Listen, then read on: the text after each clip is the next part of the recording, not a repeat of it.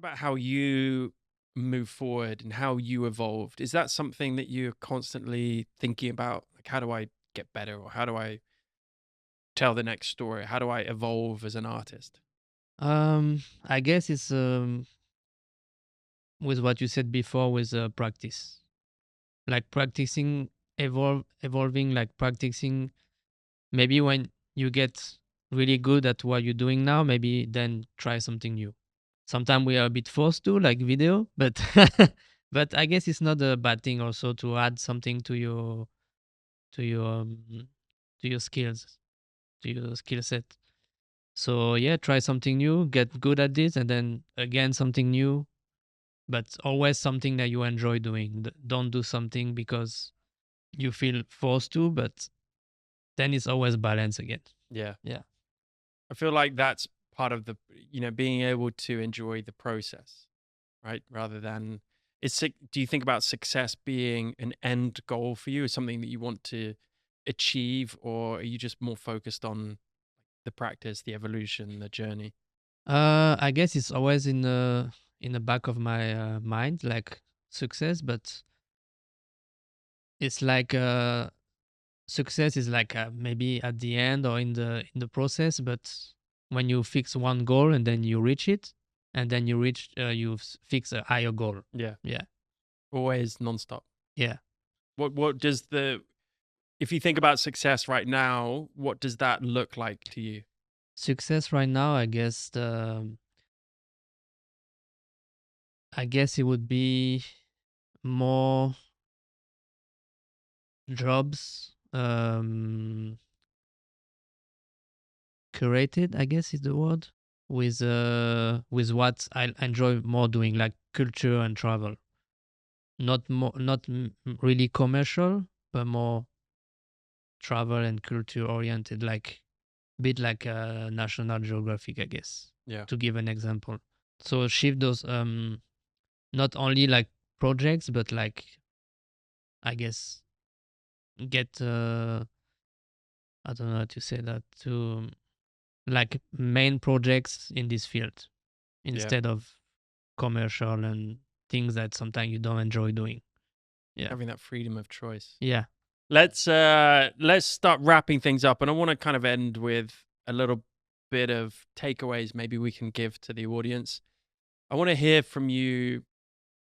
I'm going to give you the chance to give me 3 tips and tricks that you've kind of learned over 6, 8, 10 years: travel, photography, business, social media, art, creativity, kind of all of that rolled into one. And speaking to those people that are wanting to do what you want to do, right? People who you say should follow you or do follow you. What can what advice can you give to them and that you've learned along your journey? I guess one advice, it's I get a lot from people that they want to do this, but they don't do it. They don't start. Like they're scared. They're like, "Oh, you're so lucky. Oh, I wish I could do this." And then I'm like, "But start. Even something small. Like if it's photography you want to do, then get even a entry camera is enough to start and practice, and then maybe later you get something else, but these days is enough to start and just practice. Yeah. So I guess that's one tip. I get it's kind of like I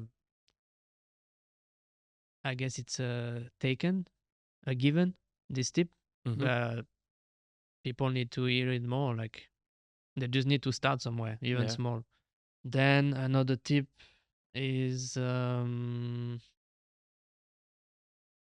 yeah, because there are people asking about how do you edit this, how do you do that, but I guess it's just the best is to practice. Yeah, practice is the best. Yeah. And the third tip, I'm not sure. I That's don't think I enough. have I one. think I can ask you the last one. the third tip would be, I think it's easier said than done, but being true to yourself. Like, I think it's more important to know who you are than it is to go and create amazing work. I don't think they're mutually exclusive. I think to create a body of work that you're proud of, or to, you know, look back at some images or films or whatever type of art or creativity you're into and be proud of that, I think you can only do that when you truly know yourself and are able to, you know, therefore be true to yourself in terms of what voice or what style or what you're trying to do with everything. And that comes across in work and communication, and certainly with brands, clients, your audience. So I think that would be, I'd certainly agree with your first two. I think, you know, just start. It's you know, so many people, and it's more accessible than ever right now. Like, if you Yeah. have a phone, you can start. If you got, well, you've got social media is free, you know, so you can go on there, garner some inspiration, start posting, send to your friends and family, and just go out and just shoot. Learn. YouTube's free. Learn the basics. Like, there's so many free Yeah. resources these days. Um, so yeah, I definitely agree with that. And then practice. I think people used to say that to me, like, no, I got it. No, you practice, whether it's edits or the most common. I've just built an online course around this question. Most people ask me, or they stopped asking me now because I think they know me better, but what camera did you use? What lens do you use? Or what settings did you use for that shot? Right? It's like, Yeah. no, you're asking the wrong question. Practice and just go and figure out what does work. Okay, and it's not the gear, and it's not most of the time it's not the setting. Yeah. I wanted to say something about that, about it's not only the gear.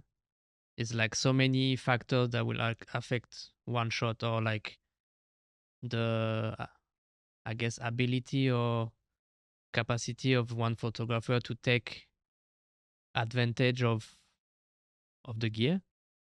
Like it's not only the gear, but like I was always thinking like even just the breathing. Like if someone has more steady hand than someone, then they can take more advantage of a slow shutter speed and get more light than someone else, for example. Yep, Just like, oh, maybe if you work on your breathing, or if you have more steady hand, or that's a great tip. like someone, because when you shoot in low light, okay, you can use maybe the flash or something, but some people maybe don't like to use the flash. And someone with a more steady hand could shoot more in the blue hour than someone else. I don't know, like so many factors. Yeah, I drink too much coffee to shoot blue hour. No, but you're totally right, because people rely on image stabilization. If they buy the most expensive camera and they go, oh, it's got, you know, image stabilization, I'll be fine. But it's, you know, it's kind of defeats the point. The point being, if you're mindful and thoughtful enough, and you're able to be in that moment and be relaxed. And people don't talk about breathing enough, but it's so important, especially if you're shooting maybe wildlife or you're shooting people, right? Landscape's a little bit different, and maybe shooting on tripod, but even then, like, just to be able to breathe, be in the moment, make sure you get it, capturing the right moment. All these little things, they're so much more important than the gear. It's not the gear that makes the photographer, right? It's the photographer that makes the Yeah, gear. But sometimes when people tell you, "Oh, your camera takes good picture," like, oh. not. And I'm a guy that loves buying good equipment. I Oh yeah, love, me like, too. but Like, that's not the same point. yeah, It's like it's just bonus. yeah, it's a bonus. Exactly. Like, if you know, you've got to know how to use that equipment and get the best out of it. And yeah, obviously the better camera with the better sensor and the better lens is going to get you a better quality image. But you've got to know how to get that image in the first place to then get the best out of that quality, right? It's Yeah, it's like, for example, in paddle, yeah, you buy the best racket. The doesn't mean you're of gonna course be not. a great player. Yeah, it's analogous to Yeah. anything like that, right?